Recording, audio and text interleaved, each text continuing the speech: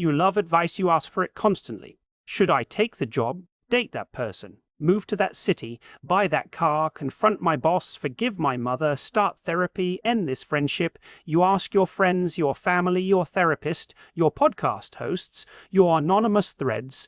You read the books, listen to the coaches, watch the videos, scroll the answers. And here's the paradox that will make you want to stop asking and start doing.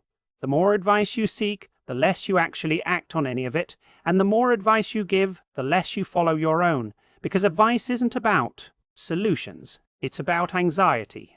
A sophisticated way of procrastinating on the terrifying act of choosing while you wait for someone to give you permission that can never come from outside, and the data is absurd. People who seek advice from 3 or more sources become significantly less likely to decide at all, and those who do choose after heavy advice are the least satisfied because they keep wondering about the paths they didn't take.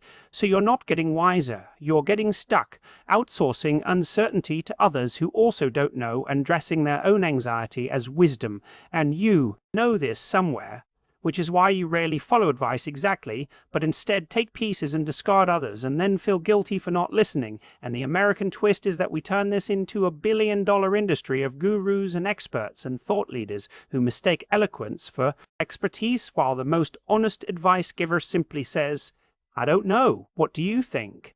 But that doesn't sell, so you keep consuming, feeling smart while you listen and stuck when you try to act. But here's the reversal that only fully settles when you stop asking long enough to feel the quiet terror of your own agency.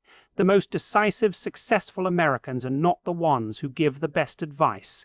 They're the ones who learn to stop asking for it, who gather information and consult experts but don't seek permission and don't wait for a sign. Because a bad decision made today is better than a perfect decision made never, and action generates information no amount of advice can replace.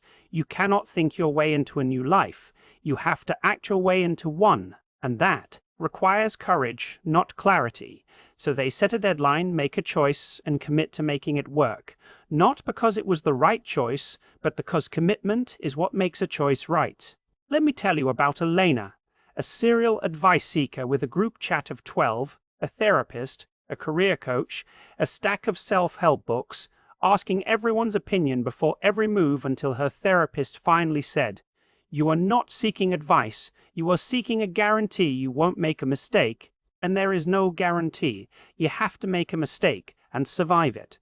So Elena stopped asking and changed her hair without consulting anyone, and it was fine, then turned down a project she didn't want, and the world didn't end.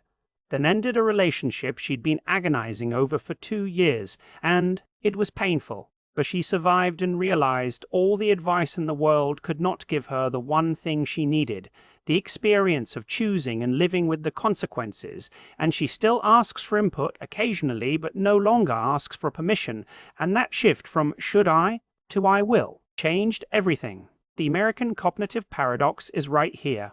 We are drowning in advice and starving for action, and the only escape is to trust your own judgment, not because it's perfect, but because it's yours. Making decisions and adjusting course and making mistakes and keep moving. Understanding that a life lived by someone else's advice is not a life, it's a rental. Right now, your brain might want to argue that you need advice and that this very message is advice, and the irony is not lost. But the difference is, I'm not telling you what to do. I'm telling you the asking is the avoidance. The only way out is through. So if something in you just exhaled, if the impulse sparked to send this to someone who asks for your opinion on everything but never takes it, that's not about me. It's the recognition that indecision is not caution, but fear, and sharing that might be the first real choice you've made in years.